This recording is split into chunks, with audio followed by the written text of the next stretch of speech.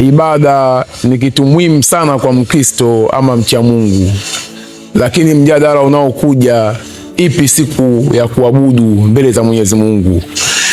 Ipo jamii ya Wakristo inaamini kwamba Mwenyezi Mungu hakuweka siku fulani maalum kwa ajili ya kuabudu. Wao wanaamini kwamba siku ya kuabudu ni siku yoyote ambayo wewe utakayejiwekea. Sasa katika video hii leo tutakwenda kuangalia kwa mujibu wa maandiko matakatifu, ipi ni siku ya kuabudu ambayo Mwenyezi Mungu aliitenga mbele za watu wake. Lakini kabla hatujaenda mbele, nataka nizungumze kitu kimoja cha muhimu sana. Mada ya ibada ni mada muhimu sana. Ikiwa kuna watu wana utaratibu wa kuingia kwenye video sekunde moja mbili, wanaitazama halafu wanaanza comment tofauti, ikiwa mada ya ibada ni mada muhimu sana katika hatima ya mwanadamu.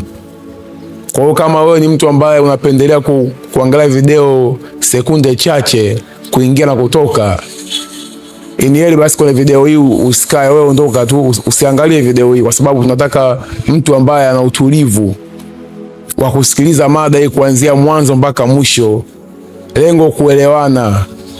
Kwa hiyo wewe kama ni mtu wa kuingia tu na kutoka, hautotaka kufuatilia kwa kina zaidi, mimi nakwambia mapema tu hapa, wewe ondoka tu, usiendelee kuangalia hii video. Tunataka mtu ambaye atakayesikiliza vizuri na kutoa hata mchango wake na yeye kwa kile ambacho anakifahamu, kwa sababu lengo kuangalia kwa kina zaidi jambo hili muhimu sana la hatima ya mwanadamu. Maana ibada ndio itakayempeleka mtu Jahannam, ibada ndio itakayempeleka mtu uzimani, kwa maana ya mbinguni.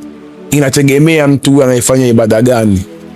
Kwa mada hii ya ibada ni mada moja ya muhimu sana, na ni mada ambayo kila Mkristo anatakiwa akae chini hajiulize ni ipi siku ya kuabudu mbele za Mwenyezi Mungu. Sasa tutakwenda kuangalia maandiko yanasemaje kuhusu mada hii. Kwanza lazima tuelewe kuna amri 10 ambazo Mwenyezi Mungu alimpa mwanadamu. Na ninaposema ibada sio kwenda kwenye jengo tu, hapana. Ibada ni kutii maagizo ya Mwenyezi Mungu. Yaani Mungu anachokisema wewe unapokitii, hiyo ndio ibada. Dhambi nini? Dhambi ni uasi wa sheria dhidi ya Mwenyezi Mungu. Kwa hiyo kama Mungu anasema maagizo fulani, alafu wewe hauyatii yale maagizo, wewe ndio unaingia katika muktadha wa neno dhambi. Sasa kuna amri 10 ambazo Mwenyezi Mungu, au maagizo 10 ambayo Mwenyezi Mungu aliyatoa kwa wacha Mungu.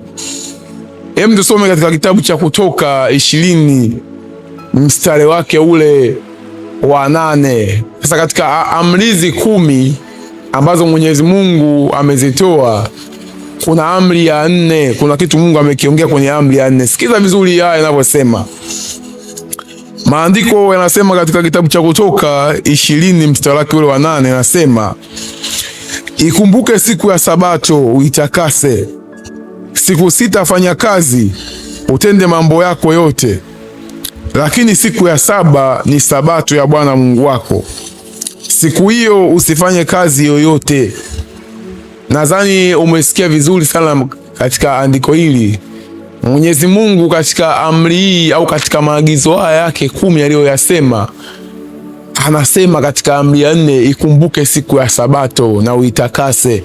Siku 6 fanya kazi, kwa 7 ni Sabato ya Bwana Mungu wako. Siku hiyo wewe usifanye kazi yoyote. Kwa hiyo haya ni maagizo ambayo Mwenyezi Mungu anatoa na anawakumbusha wana wa Israeli walipotoka nchi ya Misri kwenye ibada za masanamu na ibada za miungu na ibada za mambo ya ajabu ajabu. Mungu anawakumbusha na waambia ikumbuke siku ya Sabato. Lakini sio kwamba Musa wao ndio walikuwa watu wa kwanza kuishi siku ya Sabato ama kuishika, hapana. Kwa sababu swala la Sabato, muasisi sio Musa wala sio mwanadamu. Muasisi wa siku ya Sabato au siku ya 7 ni Mungu mwenyewe. Hem, tusome kitabu cha Mwanzo 2:2 tapata. Tusome kitabu cha Mwanzo 2:4. Anasema hivi, kitabu cha Mwanzo 2:2 anasema, na siku ya saba Mungu alimaliza kazi yake yote aliyoifanya, akastarehe siku ya saba, akaacha kufanya kazi yake yote aliyoifanya. Mungu akaibariki siku ya saba, akaitakasa, kwa sababu katika siku hiyo Mungu alistarehe, akaacha kufanya kazi yake yote aliyoiumba na kuifanya. Kwa hiyo siku ya saba muasisi ni Mungu mwenyewe, na ndo wa kwanza kuistarehe siku ya saba ni Mungu mwenyewe, na Mungu aliibariki siku hii ya saba ikawa ina baraka tele. Yani siku ya saba Mungu aliitakasa akaibariki. Kwa hiyo muasisi wa siku ya saba sio Musa au mwanadamu yeyote. Muasisi wa siku ya saba ni Mungu mwenyewe, kwa mujibu wa maandiko matakatifu. Ukisoma kitabu cha Mwanzo 2:2. Kwa hiyo Musa kama tu anakumbushwa na wana wa Israeli katika zile 10 amri 10 za Mwenyezi Mungu, Musa anakumbushwa na wana wa Israeli kwamba ikumbuke siku ya Sabato. Ndio maana anaambiwa ikumbuke siku ya Sabato, sio kwamba yeye ndo anaianzisha. Kwa hiyo utaratibu wa kuabudu siku ya Sabato ama siku ya saba, muasisi ni Mungu mwenyewe, na Musa walipokea pia baada ya kutoka nchi ya Misri. Lakini hebu tuangalie kwa mujibu wa maandiko matakatifu, siku hii ama ibada ya siku ya Sabato iliendelea hata Yesu alipokuja duniani au iliishia tu Agano la Kale? Maana kuna mjadala pia kwamba kwa Agano la Kale watu walifanya, lakini kipindi cha Yesu ibada ya siku ya Sabato haikuendelea kufanywa. Kitabu cha Mathayo 11:29 Yesu anasema, jitieni nira yangu na kujifunza kwangu, kwa kuwa mimi ni mpole na mnyenyekevu wa moyo. Yesu anahitaji tujifunze kwake. Sasa tuangalie kwa mujibu wa maandiko matakatifu ya Agano Jipya, ibada hii iliendelea kufanyika ya siku ya Sabato au haikuendelea kufanyika? Lakini katika kuangalia huko lazima tuangalie Yesu mwenyewe alifanya ibada siku ya Sabato, na maandiko yanasema tujifunze kwake. Kitabu cha Luka 4:16, sikiza vizuri hii inavyosema. Luka 4:16, maandiko yanasema, akaenda Nazareti, hapo alipolelewa, na siku ya Sabato akaingia katika sinagogi, kama ilivyokuwa desturi yake, akasimama ili asome. Kwa hiyo Yesu kufanya ibada siku ya Sabato ama kuabudu siku ya Sabato ilikuwa desturi yake. Ndio maana alienda pale Nazareti alipolelewa kwa ajili ya kufanya ibada siku ya Sabato, na maandiko yanasema tujifunze kwake yeye Yesu. Kwa hiyo tunaona system hii ama mfumo huu wa ibada siku ya saba uliendelea hata kwa Yesu mwenyewe, na Yesu mwenyewe alikuwa sehemu ya desturi yake kufanya ibada siku hiyo.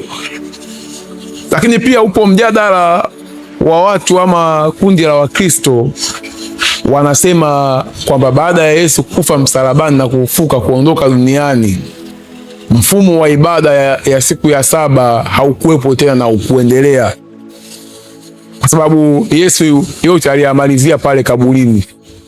Kwa hiyo wacha Mungu hawakuendelea tena kufanya ibada siku ya saba baada ya Yesu kuondoka duniani. Hebu tuangalie kwa mujibu wa maandiko, jambo hili ni kweli? Maandiko yanasemaje baada ya Yesu kuondoka? Wanafunzi au Matendo ya Mitume walifanya ibada siku ya Sabato? Hebu tusome kitabu cha Luka 16, some kitabu cha Matendo 16:11, maandiko yanasemaje? Basi tukang'oa nanga. Sikia vizuri haya maandiko. Matendo 16:11 yanasema, basi tukang'oa nanga kutoka Troa tukafika Samoreseki kwa tanga moja, na siku ya pili tukafika Neapoli, na kutoka hapo tukafika Filipi, mji wa Makedonia, mji uliokuwa mkuu katika jimbo lile. Anaendelea kusema, mahali walipohamia Warumi, tukawa katika mji huu tukikaa siku kadha wa kadha. Hata siku ya Sabato tukatoka nje ya lango tukaenda kando ya mto, ambapo tukazani kuna mahali pa kusali. Elewa vizuri, hata siku ya Sabato tukatoka nje ya lango tukaenda kando ya mto, ambapo tukazani kuwa pana mahali pa kusali. Kwa hiyo ukisoma vizuri haya unaona Matendo wa Mitume hawa, ilipofika siku ya Sabato walitoka nje ya lango wakatafuta sehemu ya kusali ili wafanye ibada. Manake desturi ya kufanya ibada siku ya Sabato iliendelea hata kwa mitume wa Yesu. Kwa hiyo mjadala wa kusema kwamba Yesu alipoondoka siku ya Sabato ilikishia hapo, hayo maandiko hamna. Hayo maandiko hamna. Kwa hiyo taratibu ziliendelea kufanyika za ibada ya siku ya Sabato au siku ya saba. Maandiko yanaonyesha zaidi kwamba watu waliendelea kufanya ibada siku hii ambayo Mwenyezi Mungu alitenga maalum katika kufanya ibada.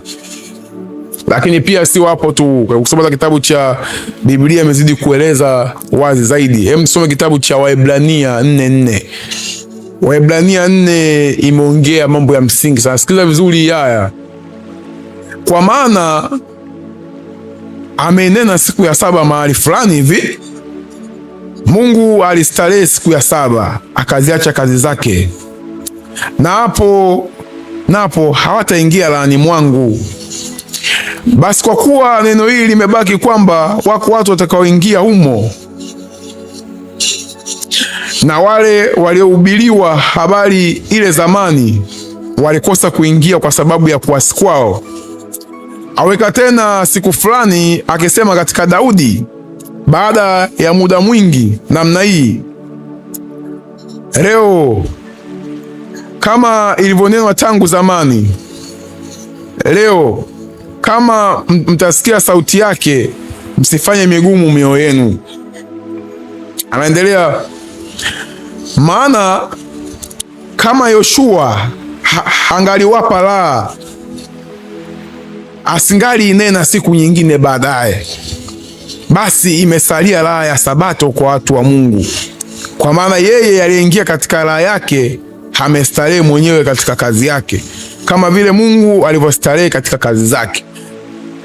Elewa vizuri haya inavyosema Waebrania 4:9, basi imesalia raha ya Sabato kwa watu wa Mungu. Kwa hiyo ibada hii ya Sabato maandiko yameshasisitiza wazi zaidi, na anasema kabisa imesalia raha ya Sabato kwa watu wa Mungu kwa mujibu wa kitabu cha Waebrania. Kwa hiyo maandiko yameshasisitiza wazi sana juu ya ibada hii. Sasa hoja inakuja tena ambayo inahitaji utulivu sana kuielewa. Ikiwa tayari tumeshajifunza kwamba siku ya saba ndo siku ya kuabudu, je, ni halali mtu kuamua tu siku yoyote hajipangie ndo aseme siku ya saba, au tuna muongozo ambao uliotutambulisha kwamba siku ya saba ni siku gani? Hapo ndo nataka tuangalie kwa umakini sana. Sawa, maandiko yanasema ni siku ya saba, ni ipi sasa kwa jina? Ni ukweli kwamba kwa mujibu wa imani yetu ya Ukristo, hakuna Mkristo ambaye mwenye shaka kwamba Yesu alikaa kaburini siku tatu, akafa Ijumaa, akafufuka Jumapili, siku ya kwanza ya juma. Hakuna mjadala huo. Siku ya tatu alizokaa kaburini kuanzia Ijumaa, na ndio maana kuna baadhi ya madhehebu, mfano kama Roman Catholic, wao hawali nyama siku ya Ijumaa. Wanasema Ijumaa ni Ijumaa Kuu, mtu haruhusiwi kula nyama kwa mujibu wa imani yao wao dhehebu lao, kwa sababu Yesu Ijumaa ndio siku ambayo aliyokuwa ameteswa mpaka akafa akazikwa kaburini. Kwa hiyo Yesu siku ya kwanza ya juma ndio aliyofufuka. Hiyo huo mjadala haupo kwa sababu kila Mkristo anaamini hivyo. Kwa kama Yesu siku ya sita ndio aliyokufa, hebu tuangalie kwa mujibu wa maandiko matakatifu yamesemeje. Hebu tusome katika kitabu kile cha Mathayo 28. Maandiko yanasema hivi: hata Sabato ilipokwisha, ikipambazuka siku ya kwanza ya juma, Mariamu Magdalena na Mariamu yule wa pili walikwenda kulitazama kaburi. Elewa vizuri hii, hata Sabato ilipokwisha, ikapambazuka siku ya kwanza ya juma. Yaani baada ya Sabato kuisha, nyuma yake siku inayofuata ile ilipopambazuka siku ya kwanza ya juma, Mariamu Magdalena na Mariamu yule wa pili walikwenda kulitazama kaburi. Yaani walikwenda hapa, ndio siku ambayo Yesu anafufuka. Kwa hiyo siku hii ambayo Mariamu na Mariamu yule wa pili walipoenda ilikuwa siku ya kwanza ya juma, alafu nyuma ya siku ya kwanza hii ya juma ndio siku ya Sabato. Kwa maana maandiko yanasema hata Sabato ilipokwisha, ikapambazuka siku ya kwanza ya juma. Maana yake nyuma ya Jumapili ni Jumamosi, ambayo Mwenyezi Mungu ndo amesisitiza zaidi kwamba watu waitunze na kuendelea kufanya ibada katika siku hii. Na tumeangalia hata Yesu mwenyewe alifanya ibada siku hiyo. Kwa hiyo hata katika kusanyiko la kwanza ama makusanyiko ya mwanzoni au kanisa la mwanzo, Wakristo walikuwa wafanyi ibada ama wacha Mungu walikuwa wafanyi ibada nje ya siku ya Jumamosi ama siku ya saba. Hakuna ushahidi wa maandiko huo kwamba watu walitoka nje ya muktadha wa kufanya ibada siku ambayo tumeisema. Kwa hiyo kwa mujibu wa maandiko hakuna ushahidi wa wazi kwamba mcha Mungu au Mkristo anapaswa waabudu siku ya Jumapili. Yaani narudia tena, kwa mujibu wa maandiko matakatifu kuanzia kitabu cha Mwanzo mpaka kitabu cha Ufunuo, hakuna aya inayompa tiketi mtu afanye ibada siku ya Jumapili. Maandiko haya hakuna. Sasa kwa mujibu wa maandiko au kwa mujibu wa historia, ibada hii ya Jumapili ilianzeje ama ilianza vipi? Kutoka watu kwenye utaratibu wa kufanya ibada siku ya Jumamosi mpaka watu kuanza kufanya ibada siku ya Jumapili. Hapa kuna siri kubwa sana, hapa ipo katikati hapa.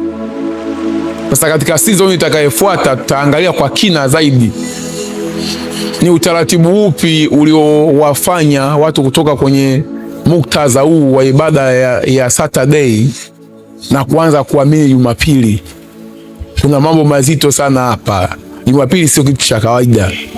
Sasa naomba mnifuatilie katika season 2, tutaeleza kwa kina zaidi ibada ya Jumapili namna ilivyoanza. Sitamani ukose, kuna mambo mazito sana ya kuangalia hapo. Tutaangalia historia kwa kina sana na vitabu vya Apokrifa tutavishambua, tutajua ukweli uko vipi. Jina langu mimi naitwa Justin Protas Likwelile.